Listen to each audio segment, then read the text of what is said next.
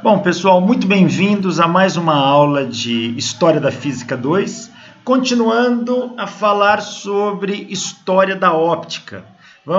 Já fizemos um overview da óptica, vamos agora detalhar algumas partes. Começar a aula hoje falando de difração. O que é difração? Difração é o fenômeno pelo qual a luz, ao passar por um obstáculo, por uma fenda, sofre um desvio. Quem primeiro anuncia a difração para a gente foi Francesco Grimaldi. Francesco Grimaldi, este indivíduo aqui, viveu de 1618 a 1663. E ele fala: se um feixe de luz branca passar através de dois estreitos orifícios situados um atrás do outro e em seguida atingir um anteparo branco, haverá neste anteparo uma região iluminada além daquela que deveria existir se a luz se propagasse em linha reta. Então ele mostra isso, A luz está aqui, ela tem uma largura aqui. Aí, se ela se propagasse em linha reta e batesse no anteparo, a largura do feixe de luz iluminando o anteparo seria a mesma largura da fenda. Mas não é o que acontece. A luz se abre. E a este fenômeno, Grimaldi chamou de difração. O ato da luz atravessar uma fenda ou um obstáculo e se curvar naquela região. Basicamente isso. Se eu tenho aqui um obstáculo,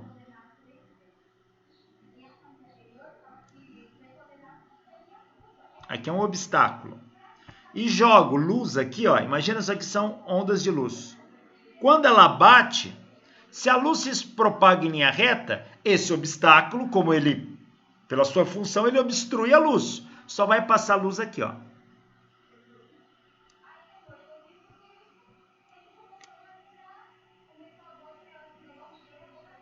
É isso que se esperaria, porque a luz se propaga em linha reta. E esta região aqui intermediária produz uma sombra. Mas não é o que Grimaldi observou. Ele observou que a luz faz isso.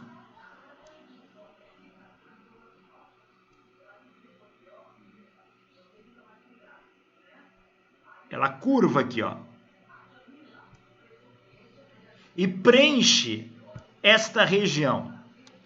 A este fenômeno da luz se curvar, aqui está o caminho da luz, ela faz isso, aqui e aqui ela faz isso. Ao ato da luz se curvar, Grimaldi chamou de difração da luz. Ele observou que isso também acontece com uma fenda. Como assim uma fenda? Imagina que você tem um obstáculo e um buraco no obstáculo. Assim.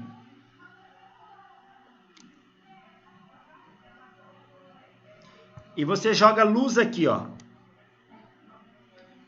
Para Grimaldi, ele esperaria que a luz passasse somente aqui,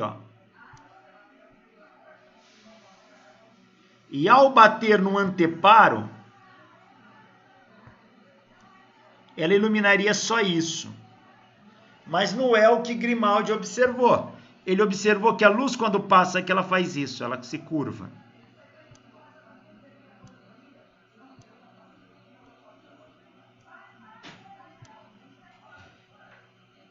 E ilumina uma área do anteparo muito maior do que a largura da fenda. Muito maior, talvez exagero, mas maior que a largura da fenda. Tá aí. Então a luz aqui ela está fazendo uma curva, Ela está se abrindo. A isso Grimaldi chamou de difração da luz. Ele publica isso numa obra chamada Physicumathesis de Lumini Coloribus et Iridi, onde ele vai tratar sobre luz e cor. Newton também desenvolveu trabalhos na área de óptica. A obra famosa do Newton é esta aqui, Optics, or a treatise of the reflections, refractions, inflections, and color of light. Also two treatises of the species and magnitudes of curvilinear figures. Esta obra, chamada Óptica, ou Tratado da Reflexão, Refração, Inflexão e Cores da Luz. Inflexão é o mesmo que difração. Foi assim que Newton chamou, tá? Esta é uma obra muito interessante. Esta obra, um tratado das reflexões, refrações, inflexões e cores da luz, ela é dividida, este livro é dividido em partes. Dentro desse livro tem o livro 1, livro 2 e livro 3, se eu não me engano. O livro 1 é composto de duas partes. Ele trata da decomposição da luz branca nas cores do espectro ao atravessar um prisma. A primeira parte, Newton faz 8 definições, fala de 8 axiomas, mostra 6 teoremas, apresenta 2 problemas e relata 16 experiências no livro 1. A segunda parte deste livro, Newton mostra 5 teoremas, 6 problemas e 17 experiências. Este resumo desses slides aqui, eu consegui na internet com o professor da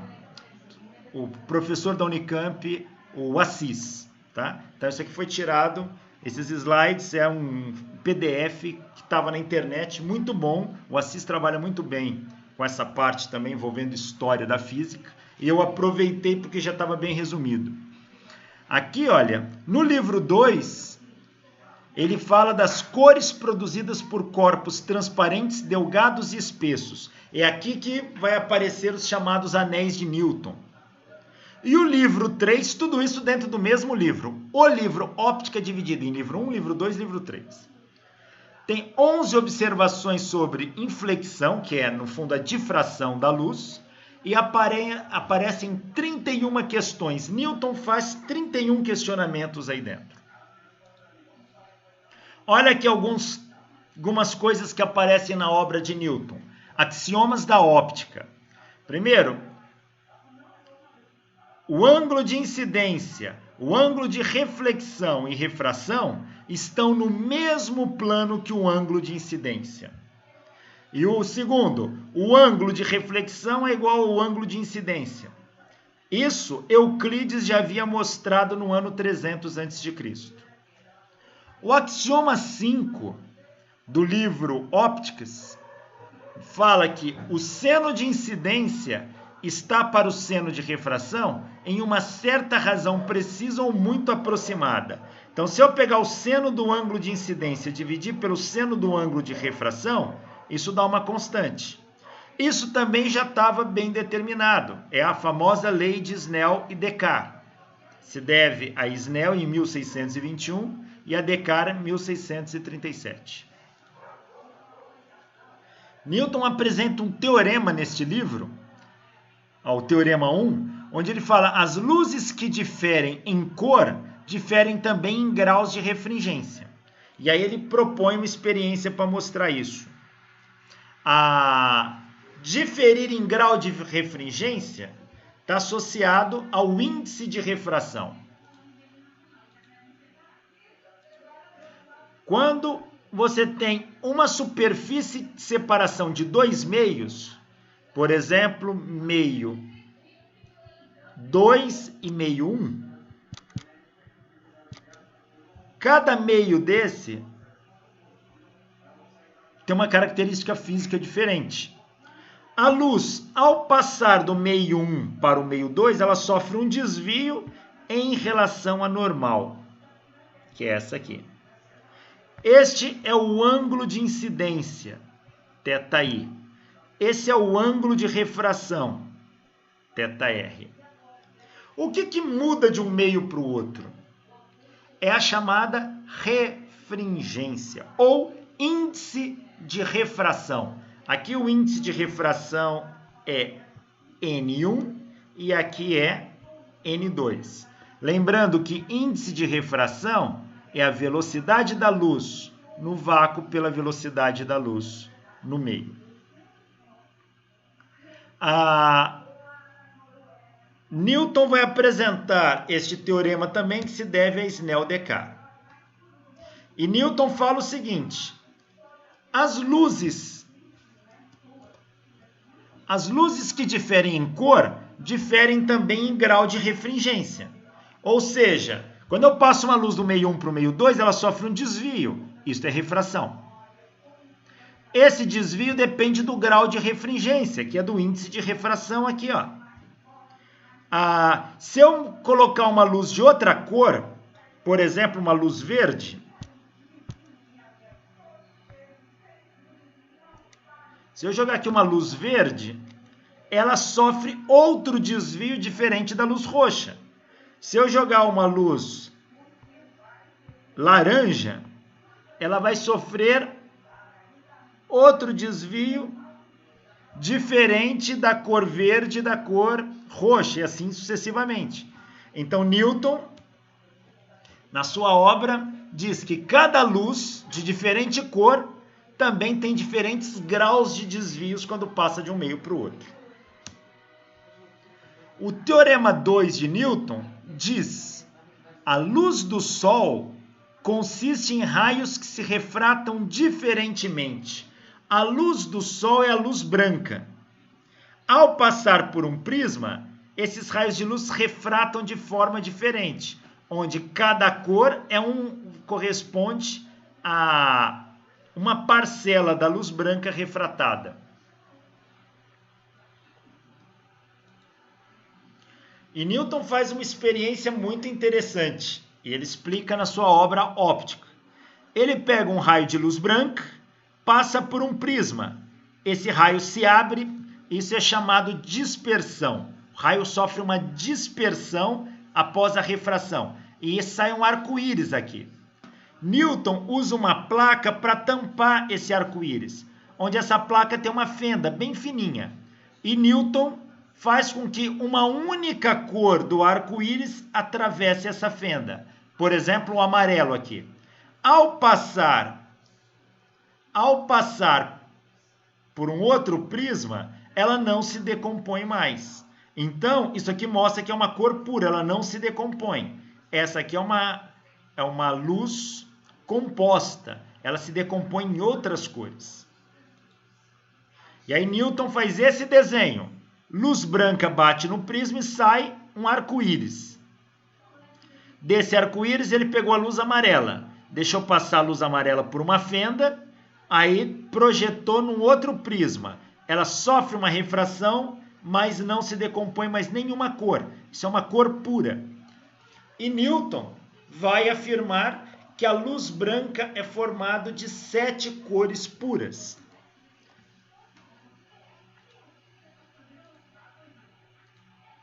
Que são elas: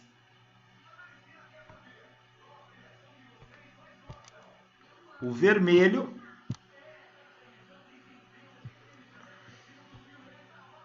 o laranja, o amarelo, o verde,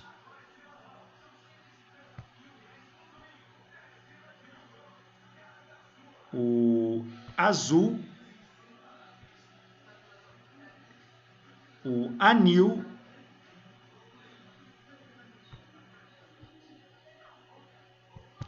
e o violeta.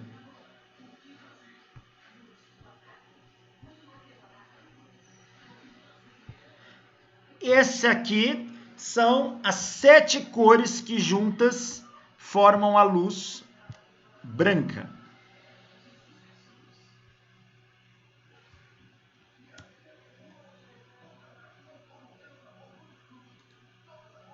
E aqui, Newton afirma: a luz não muda de cor quando é refratada. Então, uma luz de uma cor pura, ela não muda mais de cor quando ela é refratada. Ela sofre desvio, mas não muda de cor.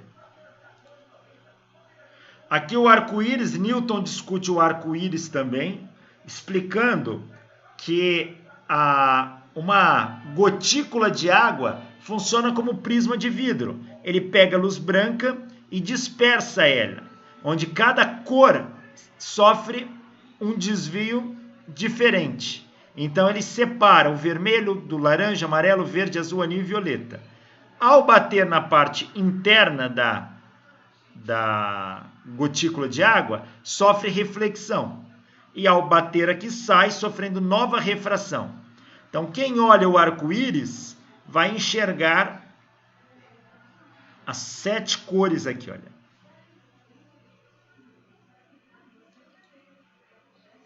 Newton, na sua obra Ópticas, põe várias proposições. A proposição 10, ele afirma: explicar as cores permanentes dos corpos naturais a partir das propriedades descobertas da luz. Então ele vai discutir teoria de cores. Por que eu vejo verde? Por que eu vejo azul? Por que eu vejo amarelo? E Newton diz: essas cores decorrem do fato de certos corpos naturais refletirem certas espécies de raios mais abundantemente do que o restante. Então Newton afirma que certos corpos, certos materiais têm a capacidade de refletir mais um tipo de cor do que outro. Então, por que eu vejo um objeto verde?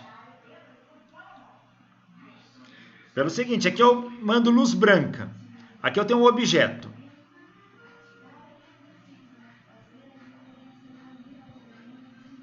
Eu mando um feixe de luz branca. Mas o que é a luz branca, de acordo com Newton? São 7 cores de luz misturadas. Então, é o vermelho,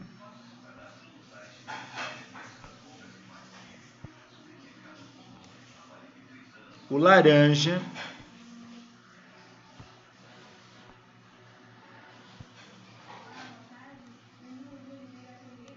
o amarelo,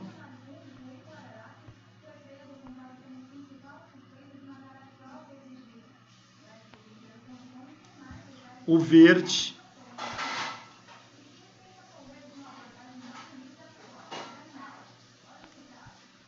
o azul,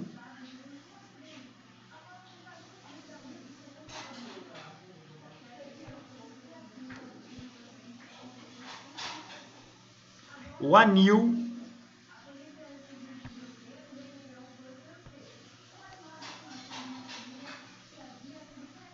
e o violeta. Isso é o que Newton chamou de luz branca.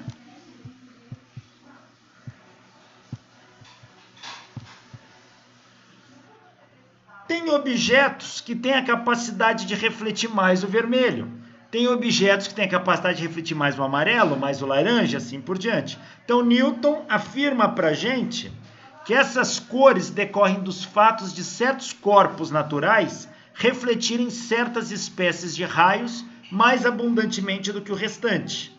Imagina que esse objeto seja feito de um material tal que ele tenha capacidade de refletir mais abundantemente o verde. Então, o que vai acontecer? O verde bate dali e vem para cá. E os demais são pouco a pouco absorvidos pelo corpo. Se alguém estiver olhando esse corpo, vai enxergá-lo na cor verde. E Newton vai explicar desta maneira a questão da abundância das cores.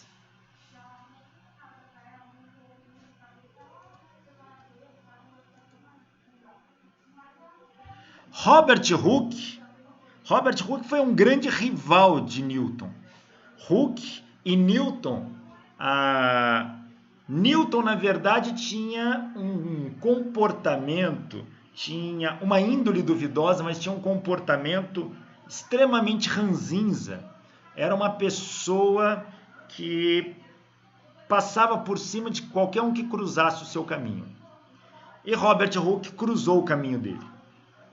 Robert Hooke era um pesquisador, trabalhou nas áreas de física, biologia, astronomia, enfim. Robert Hooke vai rivalizar com Newton em muitos aspectos. Hooke, dele vem a famosa lei de Hooke. Quem não se lembra? A lei de Hooke.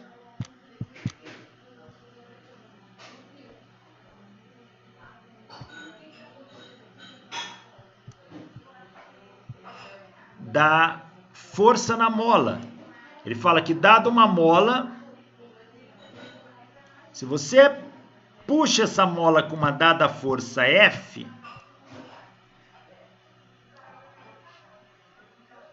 ou melhor dizendo, se você desloca essa mola por uma dada distância x, essa mola aplica na sua mão uma força restauradora F, tal que F é igual a menos Kx, onde K é a constante elástica da mola. E a partir daí, Robert Hooke vai definir força. Antes, o conceito de força era um conceito muito subjetivo. Era um conceito mais aristotélico, onde a força tinha a ver, muitas vezes, com a ação que o corpo praticava, mas também, às vezes, com até um ato de vontade do próprio corpo. Robert Hooke não. Ele vai definir força e vai criar o dinamômetro, que é um medidor de força.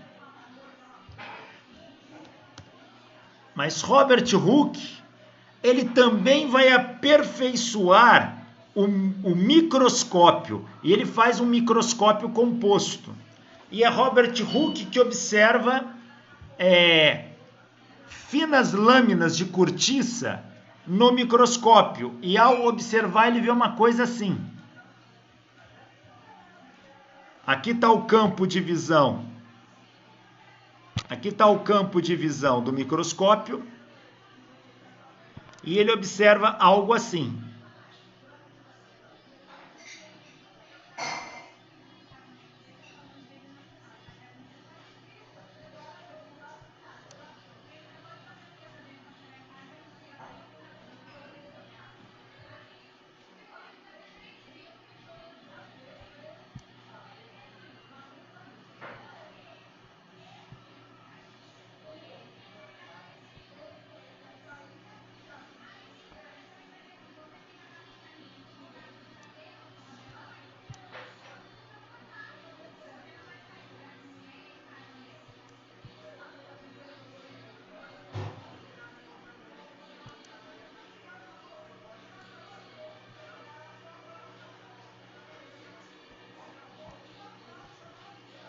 Ele vê algo desse jeito no campo do microscópio.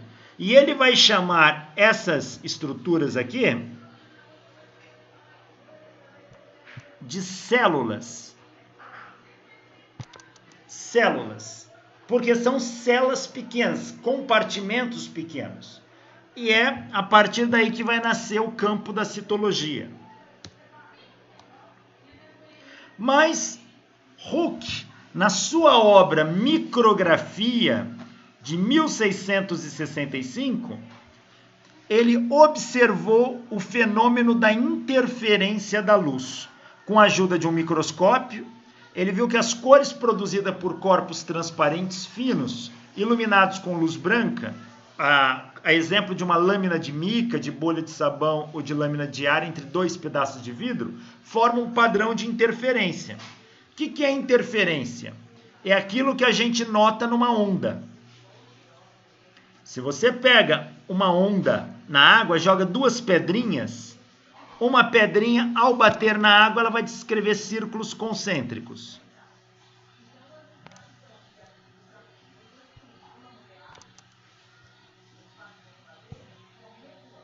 E outra pedrinha também vai descrever círculos concêntricos.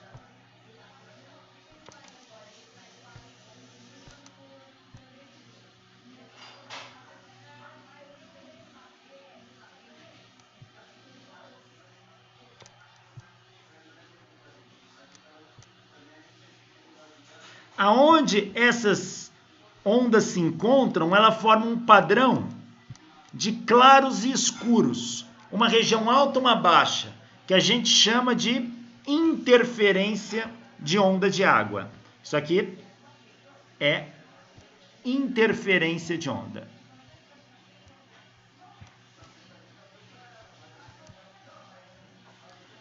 Só ondas formam um padrão de interferência. E Robert Hooke observou, através de lâminas de vidro no microscópio, que quando você joga luz branca, forma-se um padrão de interferência. E com isso, Robert Hooke vai defender que a luz tem um comportamento ondulatório. A luz se comporta como uma onda. Newton achava que a luz era formada de partículas. Por que Newton defende que a luz é formada de partículas? Porque partículas, corpos materiais, refratam e refletem. Se eu pegar aqui uma parede e jogar uma bolinha, quando essa bolinha bate na parede, ela reflete, onde o ângulo de incidência é igual ao ângulo de reflexão. Isso acontece com a luz no espelho. Então, partículas sofrem reflexão. A luz também sofre reflexão. Então, é um comportamento muito similar a de partículas. E outra, partículas sofrem refração. Se eu tenho aqui uma diferença de dois meios, meio 1 e meio 2, uma partícula que vem aqui, ó, uma partícula que vem aqui, no momento que ela penetra no meio 1, ela sai do meio 1 e penetra no meio 2, ela sofre um desvio, ó. O caminho em linha reta seria esse, ó, mas ela desviou. Isto é refração. Você pode ver isso quando você pega uma pedra e joga num rio, e a pedra penetra no rio, ela sofre um desvio. E Newton falava, a luz sofre reflexão e refração como partículas. Então a luz tem um comportamento de partícula, que a gente chama de comportamento corpuscular. Ela é um corpúsculo. Corpúsculo quer dizer partículas. A palavra corpúsculo do latim quer dizer corpo pequeno. Partícula quer dizer parte pequena. Então Newton defendia que a luz tem comportamento corpuscular. E Robert Hooke defendia que a luz tinha comportamento ondulatório. E tem uma diferença fundamental entre ambos. Uma diferença fundamental. Partículas são corpos de massa. E dois corpos de massa não ocupam o mesmo lugar no espaço. Não tem jeito. Se um entra, o outro tem que sair. Ondas podem ocupar o mesmo lugar no espaço. Então, dois feixes de ondas de água, em um dado momento eles se cruzam e os dois estão na mesma posição. Isso é chamado interferência. Então, a onda sofre interferência. Corpúsculo, não. Mas a briga com Robert Hooke sempre foi muito intensa entre Newton e Hooke. Na verdade, Newton brigou com muita gente. Robert Hooke foi um deles. Robert Hooke foi presidente da Royal Society, uma sociedade científica da Inglaterra. E todos os presidentes tinham o quadro pintado dele na parede. Newton também assumiu, muitos anos depois, a presidência do Royal Society. E diz que Newton, quando assumiu, ele tinha tanta raiva do Hooke, que ele pegou o quadro do Hooke e colocou na fogueira. E foi queimado. não existe nenhum desenho original, um autorretrato ou um retrato do Robert Hooke da época. Então a gente não sabe como era o rosto dele. Por descrições existem desenhos assim, mas ninguém sabe. De Newton a gente tem, um artista pintou Newton como se fosse uma fotografia, mas o Robert Hooke, Newton queimou o quadro dele. Robert Hooke diz: a luz é produzida por vibrações de um meio sutil e homogêneo, e este movimento se propaga por impulsos ou ondas simples, e de forma perpendicular à linha de propagação.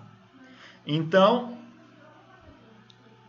para Robert Hooke, um meio vibra, um meio muito sutil e homogêneo vibra, e ao vibrar, ele propaga em ondas de forma perpendicular a essa linha de propagação. Então, faria uma coisa assim.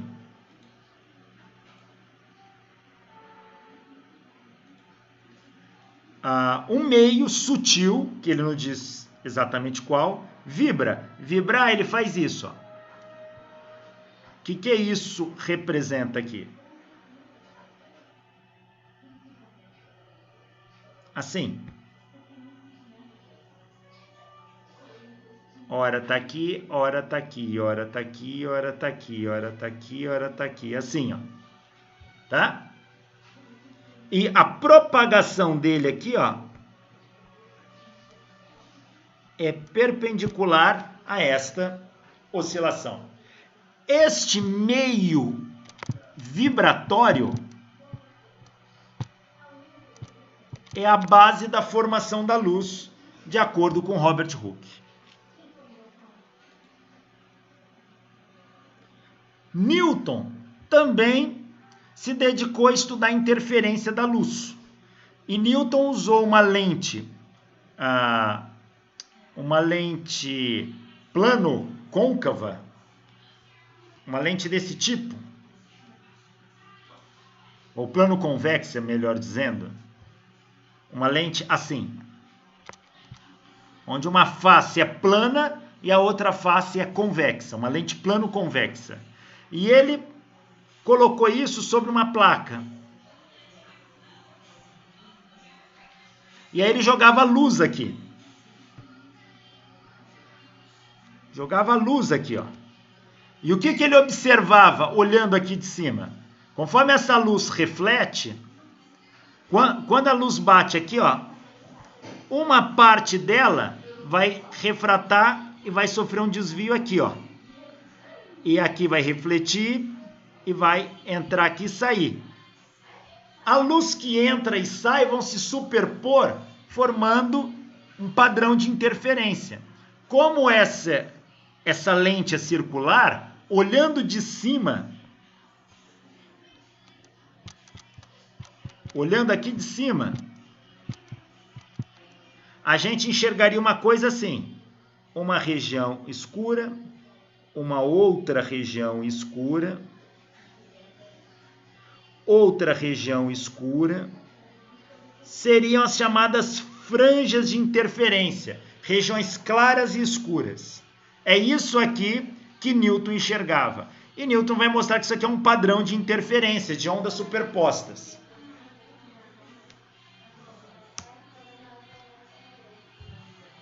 Na obra Óptica de Newton, tem várias proposições. A proposição número 18 diz: se os raios que produzem uma cor entre o amarelo e o laranja passam perpendicularmente de qualquer meio para o ar, os intervalos de seus estados de fácil reflexão são 1/89.000 de uma polegada. E do mesmo comprimento são os intervalos de seus estados de fácil transmissão. O que ele está se referindo com fácil reflexão, fácil transmissão, esses estados, quando ele diz do mesmo comprimento, ele está medindo, no fundo, para uma onda, ele estaria medindo a distância entre uma parte ativa da onda, ou seja, uma crista da onda e outra. Na essência, isso é uma medida do comprimento de onda, tá?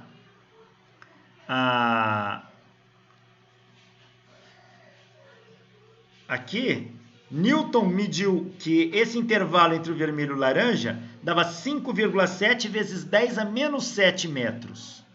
Ora, 5,7 vezes 10 a menos 7 metros é a mesma coisa que 570 vezes 10 a menos 9 metros. Isso são 570 nanômetros, que é o comprimento da onda de luz verde. Porém, Newton não viu onda aí. Ele entendia a luz como corpúsculo, ele entendia a luz como partícula. Portanto, ele não vai fazer o tratamento ondulatório. Ele tinha todos os meios para fazê-lo, mas não fez. Aqui, o experimento de Grimaldi, mostrando a difração. Aqui, difração, olha, na borda de uma gilete, ó. Essas várias camadas aqui, ó, é o desvio e uma sofrendo interferência, forma essas camadas claras e escuras, ó. Aqui dentro também. E Newton cria várias questões, onde ele se faz perguntas para que ele analise. Por exemplo, a questão 1 do livro dele, ele pergunta: os corpos não agem sobre a luz à distância e, por sua ação, não curvam seus raios? Ou seja, se os corpos não agem sobre a luz à distância, então eles não conseguem curvar seus raios? E essa ação não é mais forte na distância menor, se ela existir? Então são perguntas que Newton faz para discutir dentro da sua obra. Ele tem 30 perguntas ali. Olha a pergunta número 5. Os corpos e a luz não agem mutuamente um sobre o outro. Quer dizer, os corpos sobre a luz ao emiti-la, refleti-la, refratá-la e inflecti-la. E a luz sobre os corpos ao aquecê-los e ao imprimir em suas partes um movimento vibratório no qual consiste o calor. Então ele está perguntando se essa interação da luz com a matéria nos gera calor. A pergunta 29 que ele faz: os raios de luz não são corpos minúsculos emitidos pelas substâncias que brilham? Aqui, veja, corpos minúsculos, ele está tratando a luz como corpúsculo. Na pergunta 30, por exemplo, ele coloca: não são os corpos pesados e a luz convertíveis um no outro, e não podem os corpos dever grande parte da sua atividade às partículas de luz que entram em sua composição? Ou seja, para Newton, a luz, quando bate num corpo, as partículas da luz penetrariam no corpo e entrariam na composição desse corpo, podendo alterar algumas propriedades.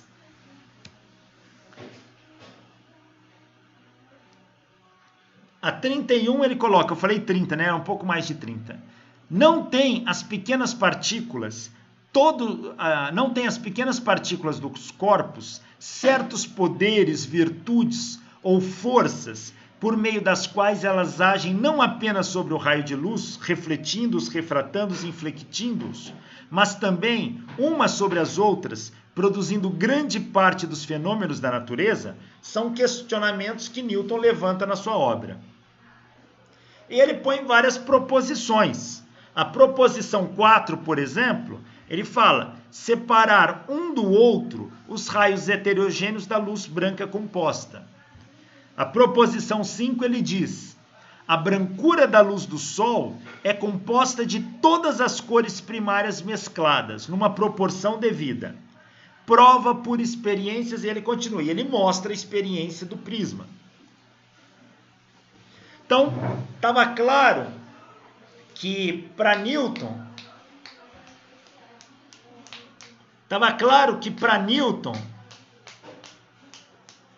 a luz é formada por partículas.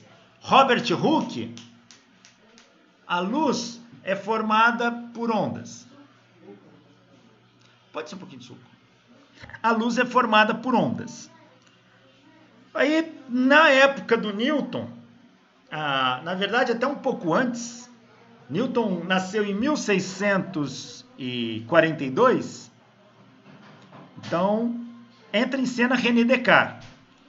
Descartes viveu de 1596 a 1650, mais contemporâneo do Galileu do que de Newton. Quando Descartes morre, Newton tinha 7 para 8 anos. Então, Newton não conviveu assim, ou não conviveu no sentido estrito da palavra, viveu na mesma época do Descartes. Mas o René Descartes era um filósofo e matemático que queria ser físico, pois ele queria aplicar todo o conhecimento da filosofia da matemática à natureza.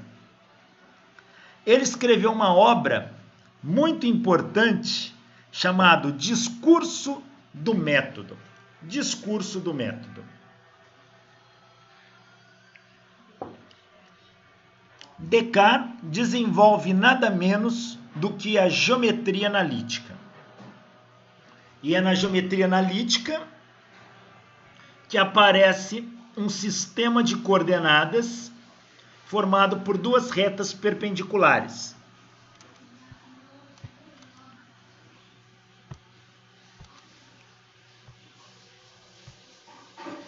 A gente chama isso de sistema cartesiano. Em homenagem a René Descartes.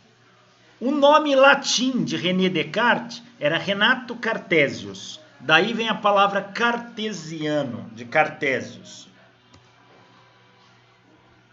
Ele vai defender o método racionalista. Ele acha que a razão tem que dar conta de explicar as coisas. E aquilo que não for possível de analisar a razão, a gente não deve palpitar. Mas Descartes era um profundo curioso da natureza em todos os seus aspectos. Ele vai se interessar por anatomia humana. Ele vai se interessar pelo comportamento e pelo pensamento. Ele vai se interessar sobre a questão da mente e do corpo. René Descartes, ele vai fazer a dicotomia mente-cérebro. O que é isso? Para ele, o corpo é uma coisa, a mente é outra. São entidades separadas que interagem. Então, se tem um indivíduo aqui, se tem um indivíduo aqui,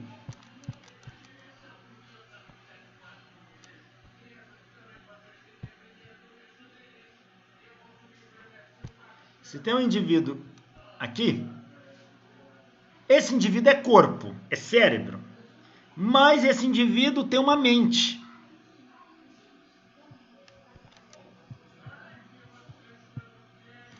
A mente é não material para Descartes. A mente é algo não material. Porém, a mente interage com o corpo. A mente dá um comando através de uma interação. Numa linguagem moderna, como se fosse um Wi-Fi. E o corpo responde a isso. Mas mente e corpo são entidades separadas. E por onde é feita a interação? René Descartes, através de seus estudos de anatomia, defendia que a interação da mente para o corpo ocorria numa glândula na base do cérebro, que é a glândula pineal. Então, Descartes separa a mente do corpo e fala que a nossa capacidade de pensar é o que vem da mente. E você só pode analisar o mundo através da sua mente, através do seu pensamento. Você só sabe que você existe porque você pensa. Então, a conclusão lógica para Descartes é: penso, logo existo. Penso, logo existo. E essa é uma garantia que todos nós temos. Eu sei que eu existo porque eu penso ao meu respeito. E eu garanto que se eu estou pensando, eu existo. Agora, eu não tenho como provar que outra pessoa pensa. Prova. Do ponto de vista metodológico, analítico, científico. Eu não tenho como provar, fazer um experimento controlado, onde eu garanto que eu detecto o pensamento. Ou não, isso não tem jeito. Então, eu sei que eu existo, porque eu penso. Eu não posso garantir que os outros existem, porque eu não sei se os demais pensam. É assim que Descartes vai fazer toda a sua análise, toda a sua discussão. Então, é desta forma que o René Descartes vai fazer toda a sua discussão, toda a sua análise. Veja, eu penso, então eu garanto que eu existo. Agora, eu não sei se você pensa, então eu não sei se você existe. Você pode ser um produto da minha mente e não uma realidade. Porém, o que a gente pode fazer, claro, para todos os propósitos práticos, é uma inferência de que eu penso, eu tenho um padrão de comportamento. Se você tem um padrão de comportamento similar ao meu, você também deve ter uma forma de pensamento similar à minha. Então você deve pensar, isso é uma inferência. Mas Descartes vai profundo nessas discussões. Ele faz a separação, a dicotomia mente-cérebro, mas coloca a interação mente-corpo. E René Descartes postula a quantidade de movimento do universo. Então, para René Descartes, ele fala o seguinte, ele aceitava a ideia de Deus, como todos nessa época aceitavam. Vinham de uma formação religiosa muito rígida. Então, René Descartes falava que existe um Deus. E que Deus, num ato de vontade, cria o universo, e este universo tinha uma dada massa. E Deus dá uma quantidade de movimento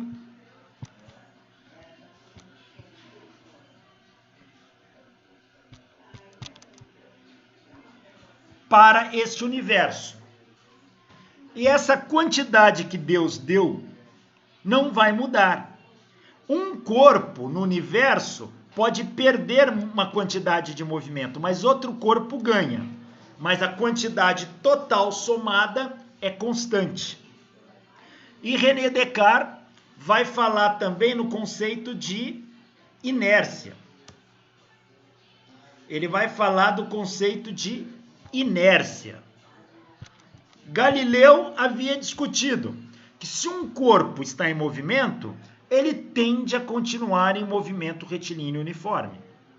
A Descartes ele coloca o seguinte, que se um corpo está em repouso e nenhuma força age sobre ele, ele tende a continuar em repouso.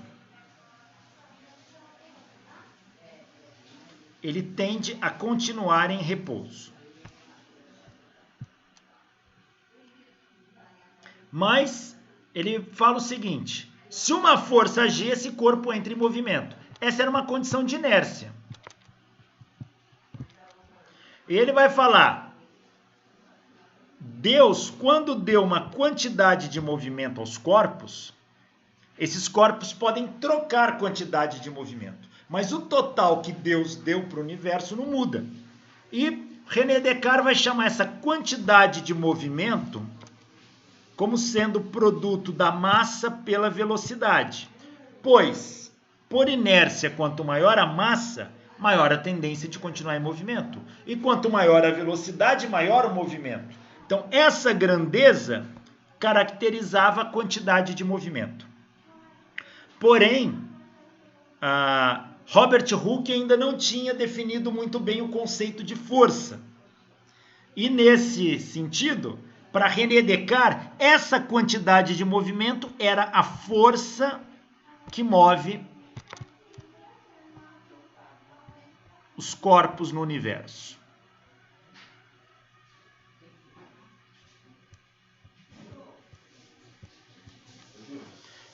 Então veja, Descartes, apesar de definir a quantidade de movimento, ou em latim, um momentum, momentum que a gente traduz hoje por momento linear, ele confunde isso com força, força motriz, a força que move. Então, o conceito de força ainda era muito aristotélico, era incipiente, mas as coisas estavam sendo construídas.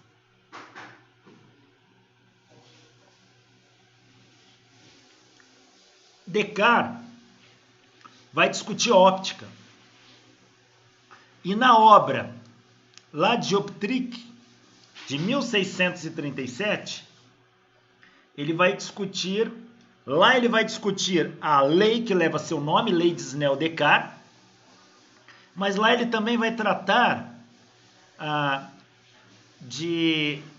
da aceitação da existência de um meio ou uma substância entre os corpos materiais, e esse meio, para Descartes, seria um fluido que ocuparia todo o espaço.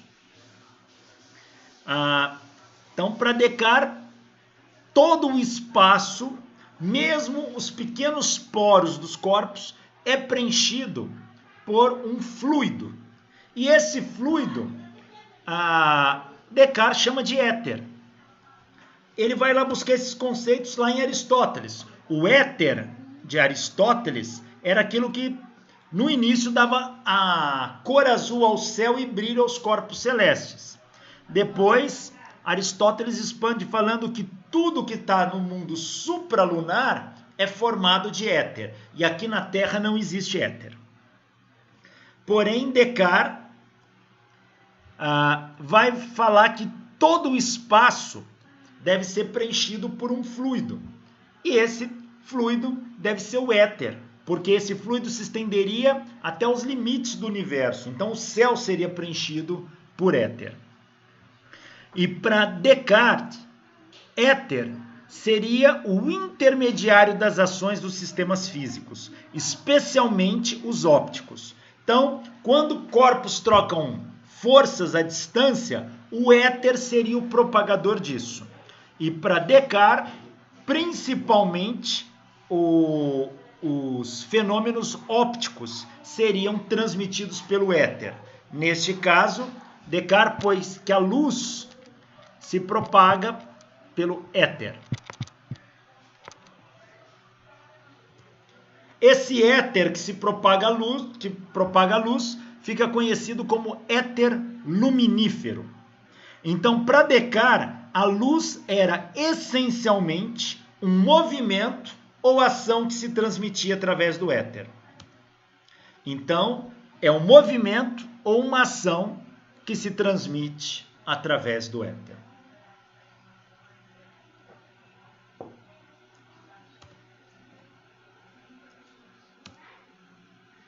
Descartes também desenvolve a teoria dos vórtices. A teoria dos vórtices é o primeiro modelo cosmológico, depois do atomismo, a entender o universo como um produto de uma cadeia relacional de causas e efeitos, onde uma coisa afeta a outra e assim por diante. Temos aqui a teoria dos vórtices. Para Descartes, Deus, quando deu aquela quantidade de movimento, ele tinha uma massa onde ele constrói esse universo. Porém, esse movimento não foi por igual em todos os pontos.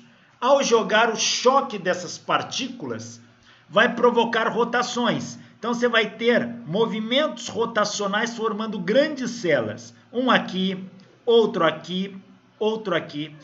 E aonde está o centro dessa rotação, que é o chamado vórtice, esses vórtices, ali a rotação é tão grande que o atrito das partículas é tão grande que deve produzir luz e calor. As estrelas, para René Descartes, são vórtices, são o centro desses vórtices. Porém, quando você se afasta desse vórtice, desse centro, a densidade da matéria cai, os movimentos tendem a diminuir, o movimento de rotação tende a diminuir, os corpos vão passando por um estado mais fluido e depois vão se afastando mais, ficando mais sólidos e se compactificando. Com isso, Descartes vai explicar a origem do universo, da Terra e do sistema solar como um todo.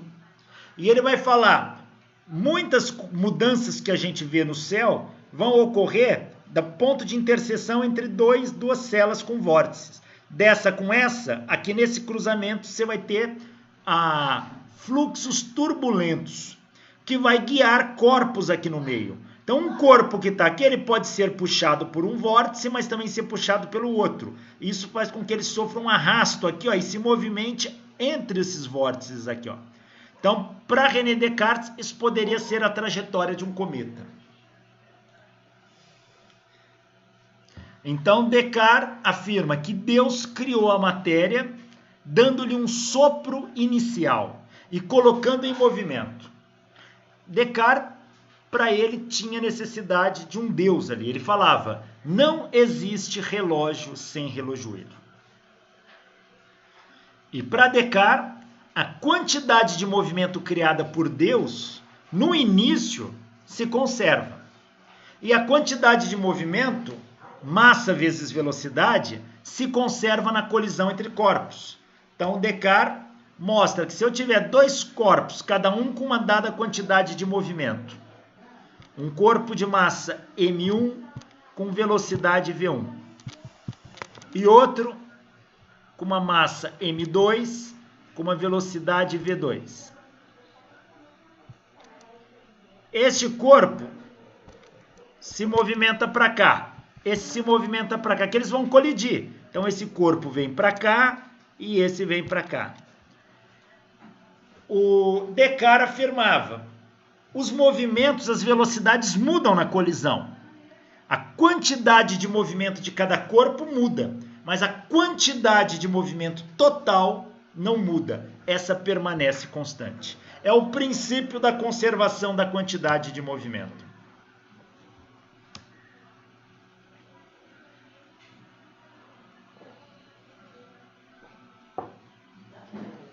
Entra em cena o matemático e filósofo alemão Gottfried Wilhelm von Leibniz.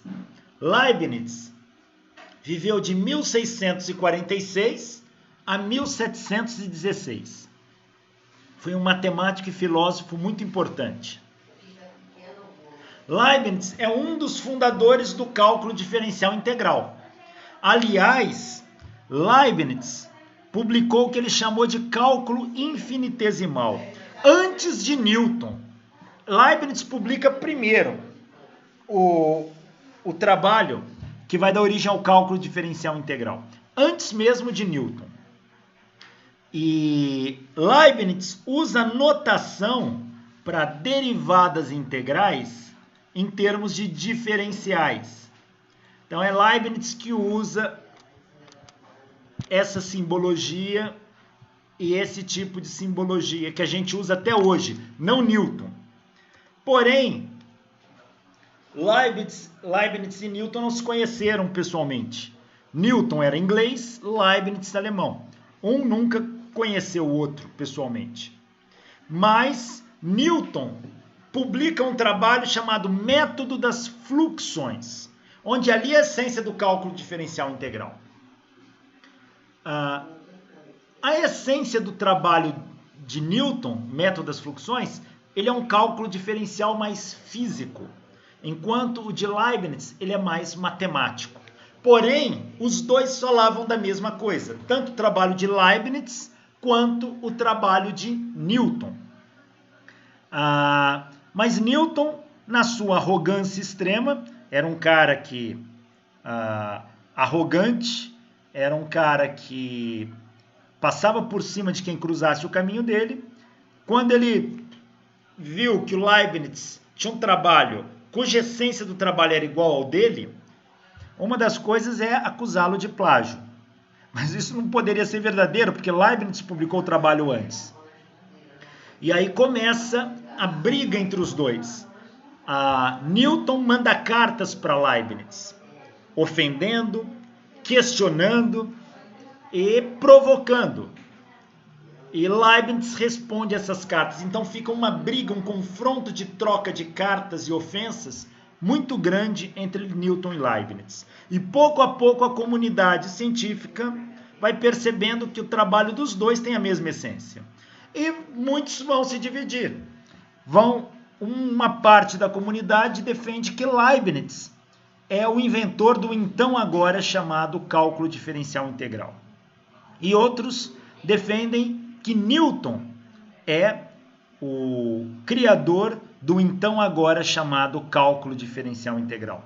E essa briga fica. E aí Newton faz suas provocações. Manda uma carta para o Leibniz falando assim na sua essência: se você é o criador do cálculo diferencial integral, então resolva esse problema. E mandava os problemas mais cabeludos possíveis e imagináveis.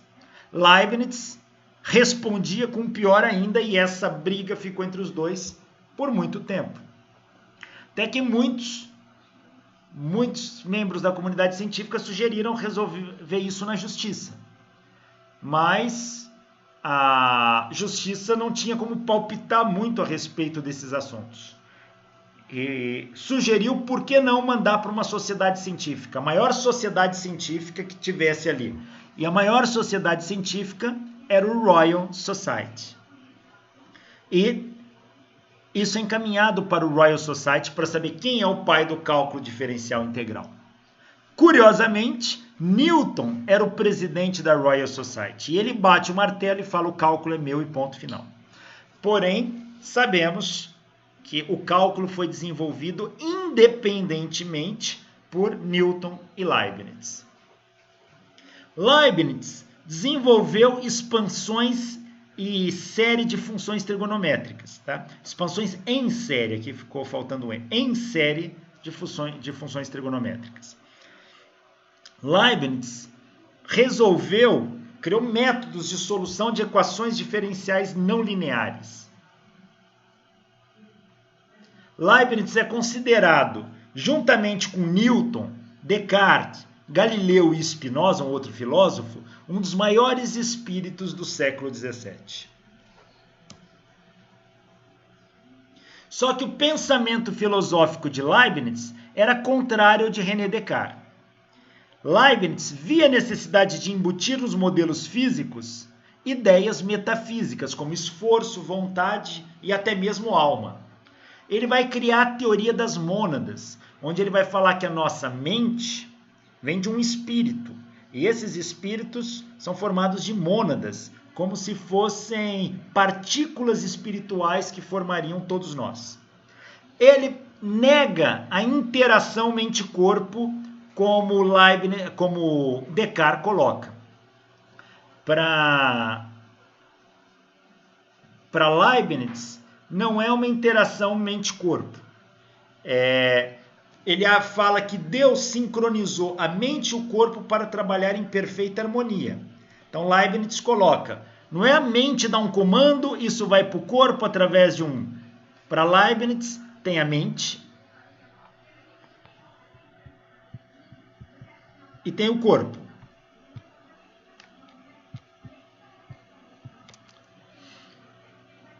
E para Leibniz, eles trabalham em perfeita sincronia.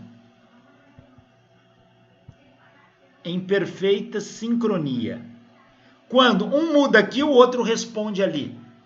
Como se fosse um Wi-Fi também, mas não por uma interação via glândula pineal, nada disso. Deus, para Leibniz, Deus criou a mente e o corpo em perfeita sincronia. Então, toda vez que a mente muda um padrão, o corpo responde a esse padrão, automaticamente. E Leibniz nega que Deus era a fonte de toda atividade causal.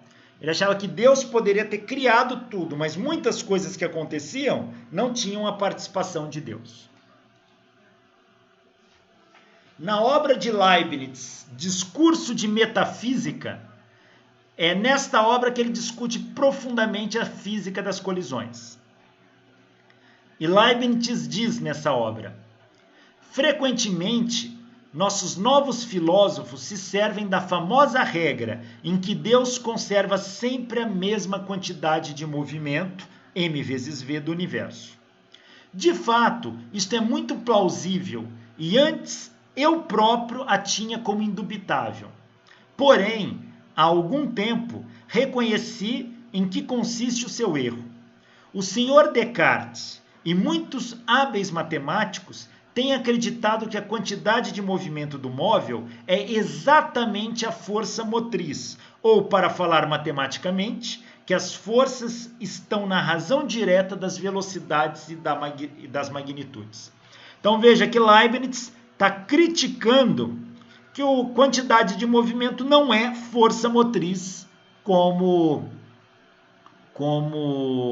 o Descartes afirmava. Leibniz fala: massa vezes velocidade não deve ser a verdadeira medida de uma força, e sim a massa pelo quadrado da velocidade. E Leibniz chama o produto da massa pelo quadrado da velocidade de vis viva. E ele chama mv de quantidade de movimento, que é o que Descartes já havia definido. E ele fala, a força motriz, o que movimenta os corpos, não é mv, mas é mv quadrado. Então, nós temos uma disputa aqui. Descartes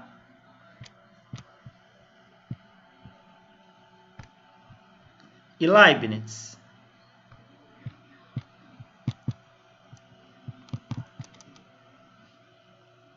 Descartes, ele fala que a força motriz está associada à quantidade de movimento. E ele fala que a quantidade de movimento total é constante. Leibniz fala que isso está errado.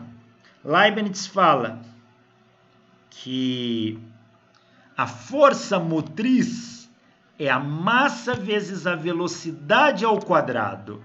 E a massa vezes a velocidade ao quadrado total de um sistema é constante. E vai surgir, então, uma disputa.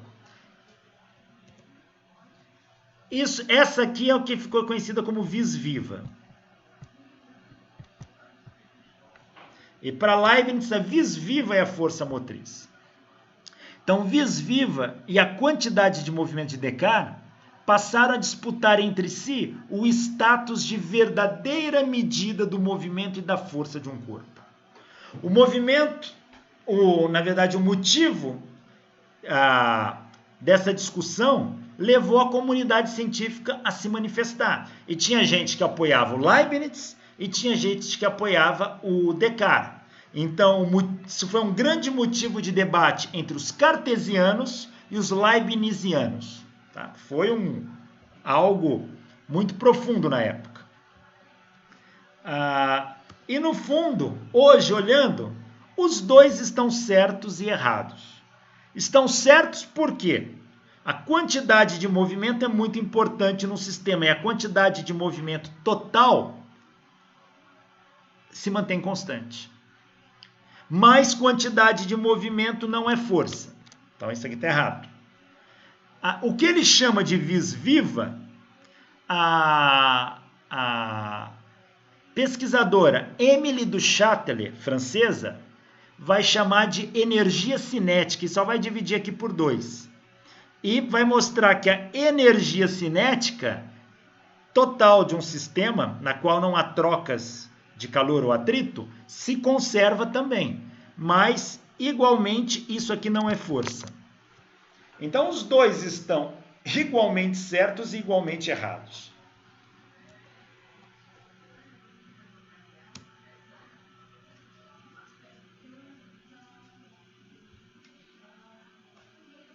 Aí entra em cena Christian Huygens. Christian Huygens viveu de 1629 a 1695. Huygens desenvolveu estudos sobre a luz e a cor. Ele estudou a percepção do som, estudou a força centrífuga, estudou as leis de conservação da dinâmica, principalmente a conservação da vis viva, que hoje seria a conservação da energia cinética. Huygens estudou o comportamento de pêndulos. Huygens também estudou a propagação retilínea da luz. Estudou a reflexão e a refração da luz. Estudou a birrefringência do cristal da Islândia. Só lembrando aqui, eu acho que eu já comentei uma vez. Birrefringência é um fenômeno de dupla refração. Existem alguns materiais, entre esse um tipo de material chamado espato da Islândia.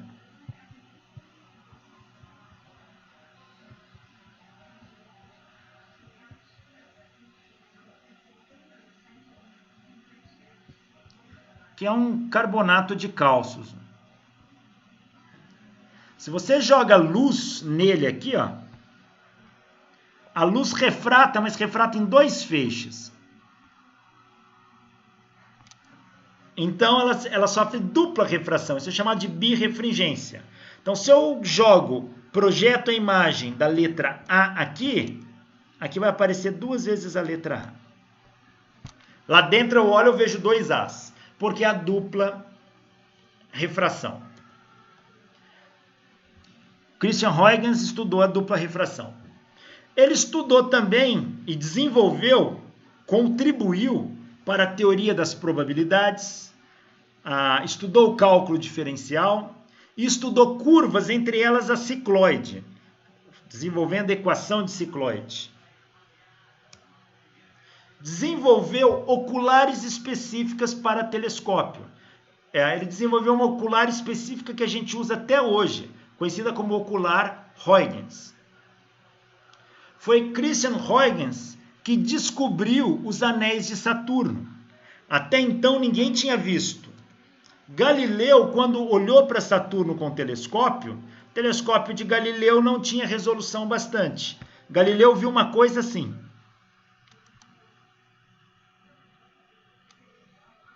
No telescópio dele.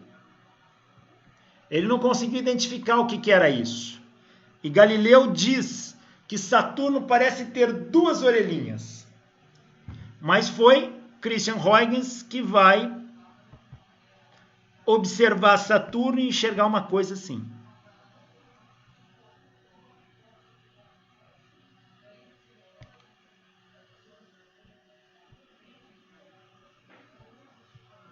É Huygens que observa os anéis de Saturno pela primeira vez e descobre também uma lua de Saturno chamada Titã. E Huygens, nos seus estudos de óptica, ele concebeu a existência de um meio luminoso que penetrava os poros de todos os corpos e enchia todo o espaço, que era o éter luminífero. E ele vai se basear nos trabalhos de Robert Hooke. Então, Huygens, para ele, existe um éter luminífero que preenche todos os espaços, todos os corpos e todos os poros. Ele melhorou e ampliou a hipótese ondulatória da luz proposta por Hooke. Então, Huygens vai ser um grande defensor de que a luz é uma onda. E ele vai entrar num conflito com Newton. Newton defende que a luz é formada de partículas. Agora a briga sai entre Newton e seus seguidores com Huygens. Não tem H aqui não.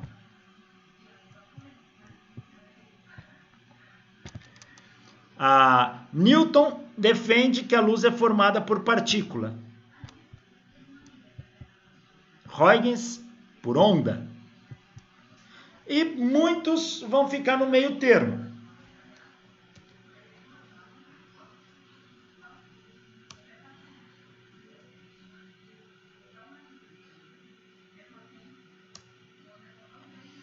Newton, ele vai discutir o éter também. Na questão 21 do seu livro, Newton afirma: eu não sei o que é o éter. Mas nas questões 17 a 24, ele fala o seguinte: o éter seria um fluido mais elástico que o ar e granular como este, que penetraria todos os corpos, porém de densidade variável. Então Newton vai aceitar a ideia do éter. Então o que vem a ser esse éter luminífero? uma substância, um fluido que preencheria todo o espaço. Lembrando que a natureza tinha horror a vácuo. Então, esse horror a vácuo tinha que ser preenchido por alguma coisa. E quem preenchia era o éter. Nós já falamos lá atrás o debate que houve entre Blaise Pascal e Noel. Noel defendia a existência do éter e Pascal defendia a formação do vácuo. Então tudo isso entre a questão do éter e o vácuo surge nesse período do século XVII. Aí entra em cena Thomas Young, que viveu de 1773 a 1829. Thomas Young, ele era físico, era médico e era egiptólogo, ou seja, estudava as coisas do Egito. Pessoal, a gente tem que lembrar que quando a gente diz físico, médico, a gente está falando com o olhar de hoje, tá? Ele estudava filosofia natural, ele era professor de filosofia natural e era professor, dentro dessa mesma filosofia natural, da área de saúde e tratamento. Então, o que seria hoje? Um físico e um médico. Então, ele tinha essa formação. Tá? E ele estudou egiptologia, ou seja, estudou a história do Egito e ajudou a traduzir, inclusive, os hieróglifos egípcios pela primeira vez. Thomas Young estudou óptica geométrica, óptica física e óptica fisiológica. Estudou o olho humano, tá? Estudou o cristalino do olho, já que ele era médico. Ele estudou também materiais elásticos e suas propriedades, onde ele definiu um módulo de elasticidade conhecido hoje como módulo de Young. Ele era um poliglota, falava 14 línguas. Ele participou do estudo da Pedra da Roseta. Pedra da Roseta foi uma pedra negra, muito grande, muito pesada, encontrada no Egito, no Forte da Roseta. E essa pedra tinha 3 inscrições, tá? 3 trechos de inscrições. Uma em hieróglifo egípcio, outra em demótico egípcio e outra em grego. Ele falava muito bem o grego, dominava o grego, ele leu o grego e começou a tentar traduzir os hieróglifos egípcios. Não foi ele que fechou o estudo dos hieróglifos, foi Jean-François Champollion. Porém, Champollion se baseou nos estudos de Thomas Young também.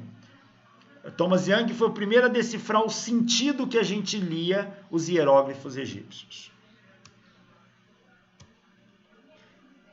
E Thomas Young, ele conhecia já o fenômeno da interferência de onda na superfície da água. Tá aqui. Isso aqui é água. Aqui tem 2 paquetinhas batendo na água e gerando ondas circulares, olha. Aonde essas ondas se encontram, vocês vão ver pontos claros aqui, ó. Pontos claros a gente chama de interferência construtiva. E também temos pontos escuros, olha. São pontos de interferências destrutivas. E aqui você vê muito bem essas raias, ó. Aqui é uma, ó. Aqui é outra. Aqui é outra. E uma região vazia entre elas, que é região de interferência destrutiva, ó.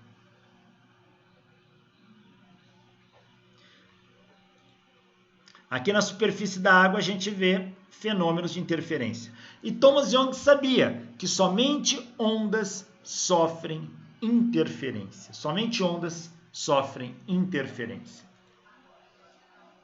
Se eu pegar uma onda sozinha e perturbá-la, ela gera uma água sozinha e perturbar, ela gera onda. Mas se eu produzir 2 dessa, elas vão se superpor e vai gerar padrões, olha, de interferência construtiva, e essa região escura é de interferência destrutiva. Construtiva, destrutiva, construtiva, destrutiva, construtiva, destrutiva, construtiva e assim por diante. Se eu olhar isso aqui numa tela, eu vou ver uma região clara, uma escura, uma clara, uma escura, uma clara, uma escura, uma clara, uma escura. E Thomas Young sabia, somente ondas sofrem interferência.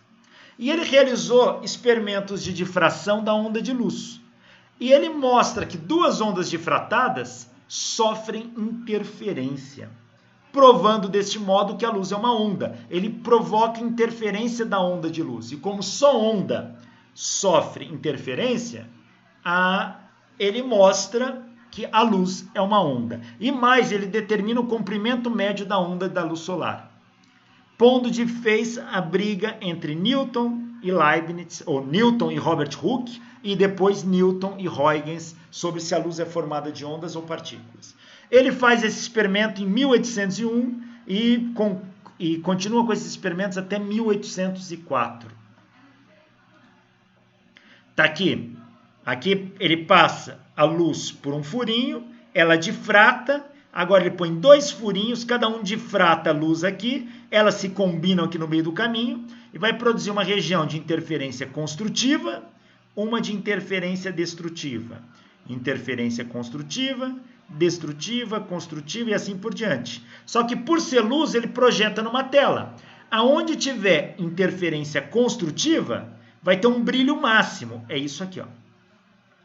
Aonde tem interferência destrutiva, tem um brilho mínimo ou escuridão. É isso aqui, ó. Então, máximo, construtiva.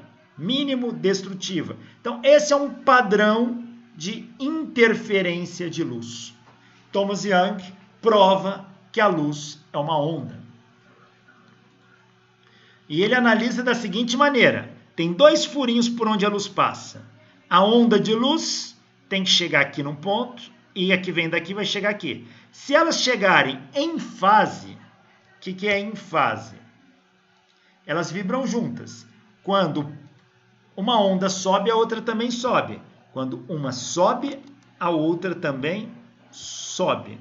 Quando uma desce, a outra também desce. Então elas estão em fase. Aqui em fase quer dizer pico com pico, vale com vale. Agora, se elas estiverem defasadas, defasada significa aqui sobe, aqui desce. Aqui desce e aqui sobe. Elas estão defasadas. E aqui você vai ter um pico com o vale, o pico de uma com o vale da outra, ou o vale de uma com o pico da outra. Isso é interferência destrutiva. Então, recapitulando, quando é que vai ter uma interferência destrutiva ou construtiva?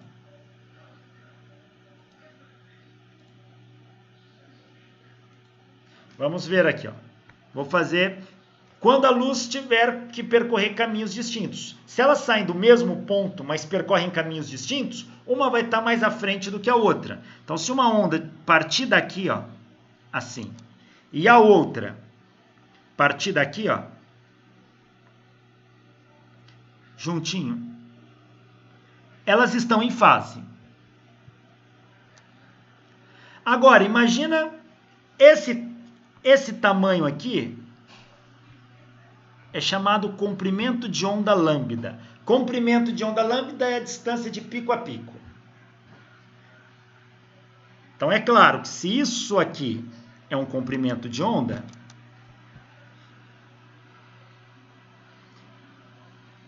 isto aqui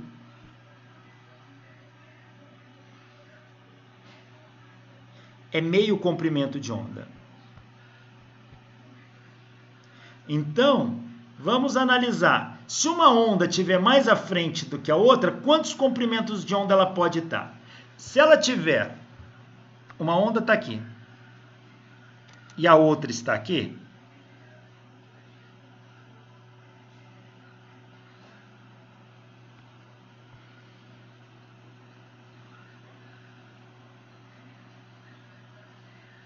só que essa ó, veio daqui. Então, repara, esta onda está meio comprimento de onda na frente dessa.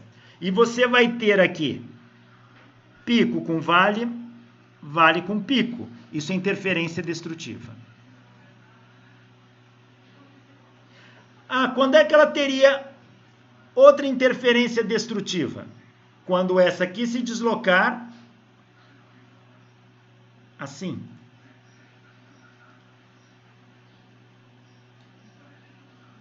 Quando ela se deslocar assim, ó, vem para cá.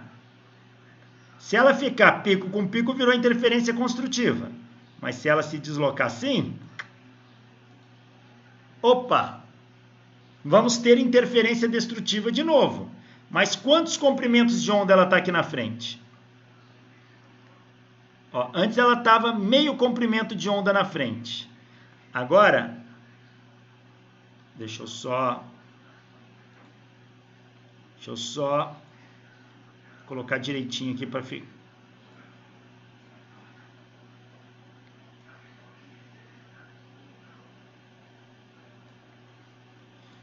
Agora, ela está quanto na frente?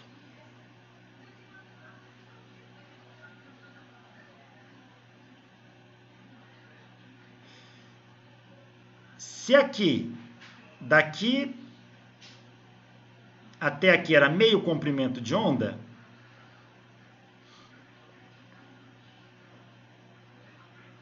deixa eu só tentar arrastar bonitinho para que ela estava inicialmente assim, isso. Agora, para que ela venha aqui, ela vai ter que ter outro vale. Então, quando ela estiver assim, novamente a gente tem uma crista com vale. Outra interferência destrutiva. Mas agora, quanto que ela tem? Daqui até aqui é um comprimento de onda. Mas esse pedaço aqui é meio comprimento de onda. Então, isso aqui vai ser 3 meios comprimento de onda. Então, quando que vai ter interferência destrutiva? Quando uma onda tiver com uma defasagem de 3 meios comprimentos de onda. E a próxima? Se eu deslocar de novo, 5 meios comprimento de onda. 7 meios. Em outras palavras, nós vamos ter interferência destrutiva. Interferência destrutiva quando a defasagem for de um número ímpar.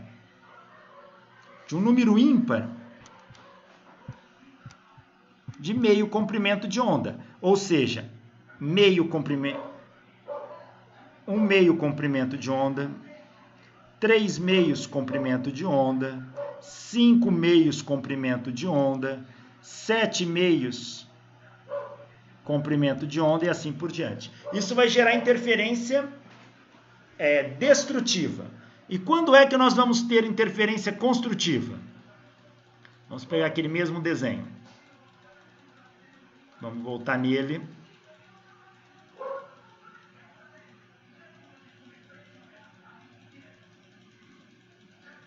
Vamos voltar nesse mesmo desenho.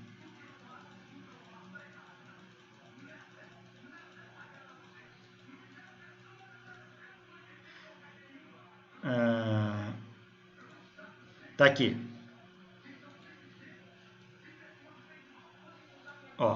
Quando a defasagem ficar assim,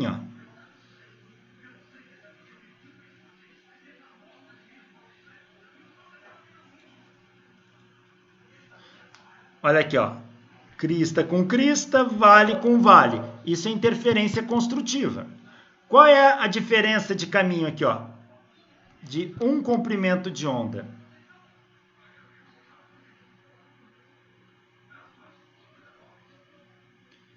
De um comprimento de onda. Deixa eu só pegar aqui.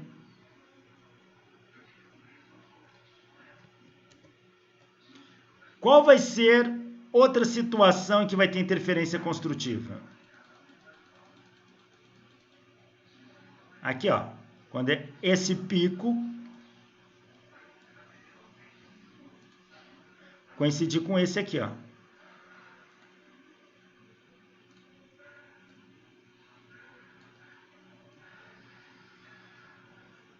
Quando tiver aqui, eu vou ter 2 comprimentos de onda. Aqui, ó. 2 lambda, 2 comprimentos de onda. Isso também é interferência construtiva. Então, não vou repetir esse padrão, mas já dá para perceber que eu vou ter interferência construtiva quando eu tiver 1 comprimento de onda de defasagem, 2 comprimentos de onda, 3 comprimentos de onda, ou seja, quando eu tiver n lambda, um número inteiro de comprimentos de onda. Isso o Thomas Young já sabia. Então, no experimento dele, ele falou, olha, quando uma onda de luz passar por essa fenda e a outra passar por essa fenda, se chegar aqui crista com crista, ó, vai ser um ponto brilhante, uma interferência construtiva, elas estão em fase. Se chegar aqui nesse ponto, crista com crista, franja brilhante, interferência construtiva. Mas se chegar nesse ponto, crista com vale, vai ser uma franja escura, uma interferência destrutiva. E ele analisou assim, imagina a fonte de luz saindo aqui, passa pela fenda S1 e pela fenda S2, eles são 2 fendas, por isso que o experimento é chamado experimento da dupla fenda. Um raio de luz sai daqui e chega no anteparo.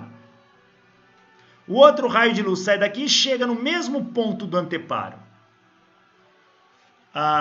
Qual é a diferença de caminho? É só traçar uma perpendicular aqui. A diferença de caminho de um para o outro é esse delta aqui, ó.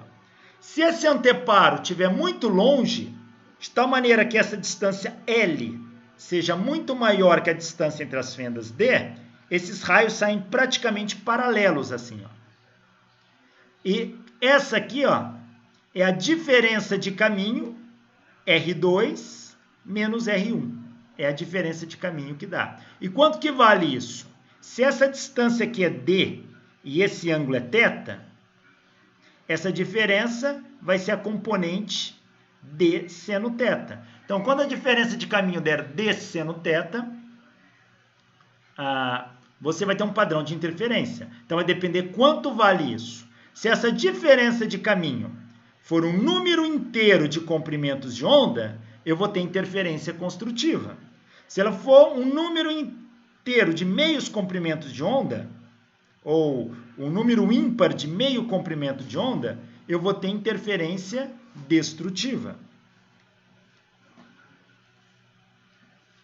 Então, ele pegou um ponto, por exemplo, que tem interferência construtiva, tá? Ou interferência destrutiva, tanto faz. Tem um número m lambda. Vamos supor que seja interferência construtiva. Ele mede a distância dessa franja brilhante até o centro entre as 2 fendas, ó. Essa distância y. E ele calcula aqui, ó, que D seno de θ, D seno de θ é m lambda. D seno θ é m lambda. Mas como esse ângulo é muito pequeno, o seno pode ser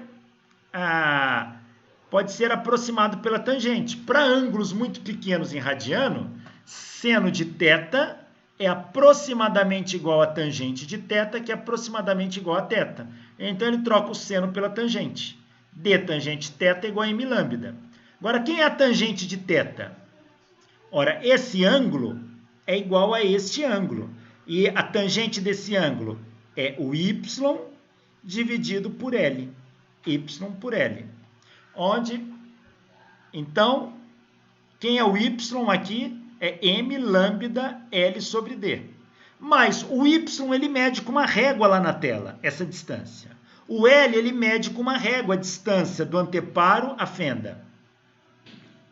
O m é só saber a posição da franja. Se ela for central é 0, depois é a primeira franja, a segunda é só ver qual é a franja brilhante, é o número m.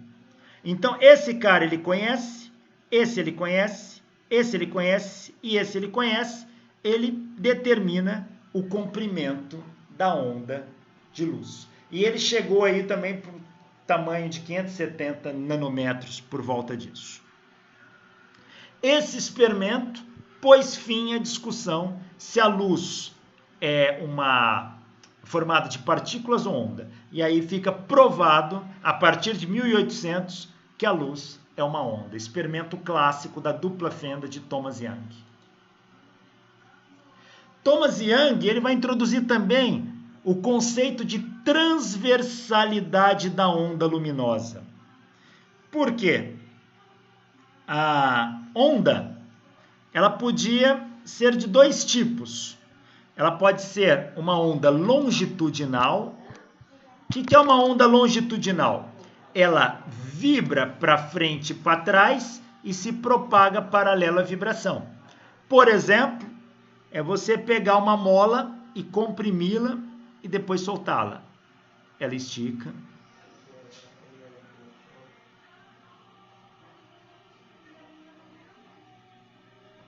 Ela está comprimindo e esticando, que nem uma minhoca.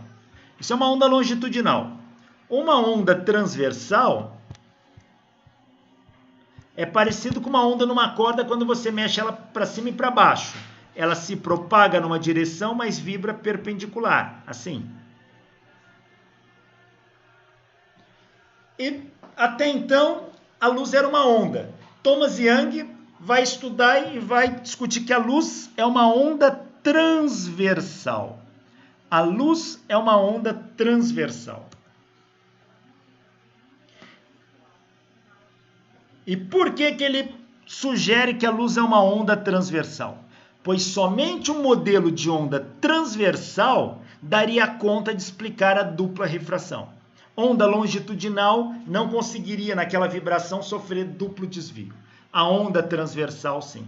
Então, Thomas Young defende que a luz é uma onda transversal.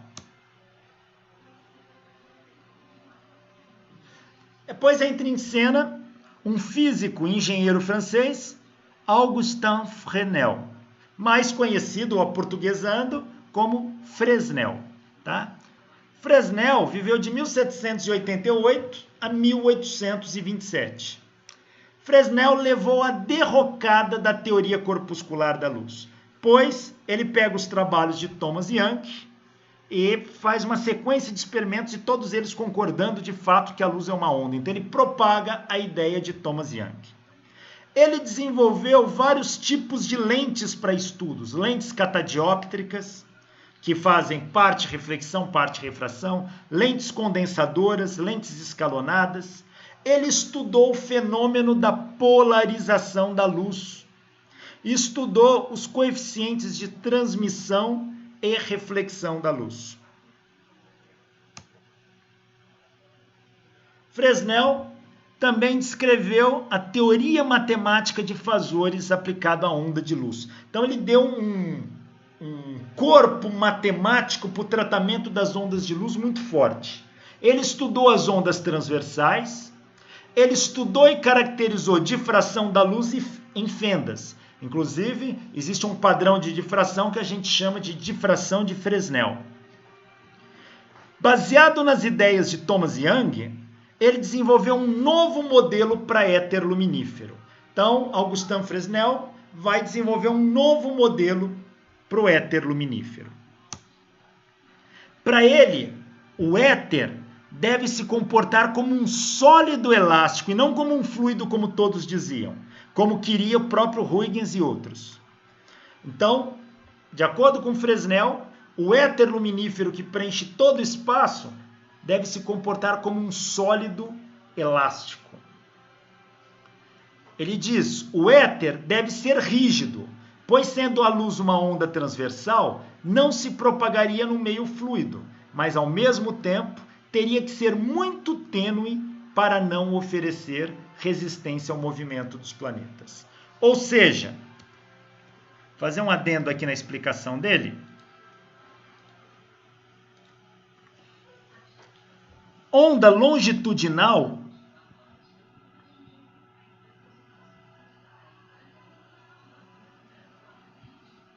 se propaga em qualquer meio.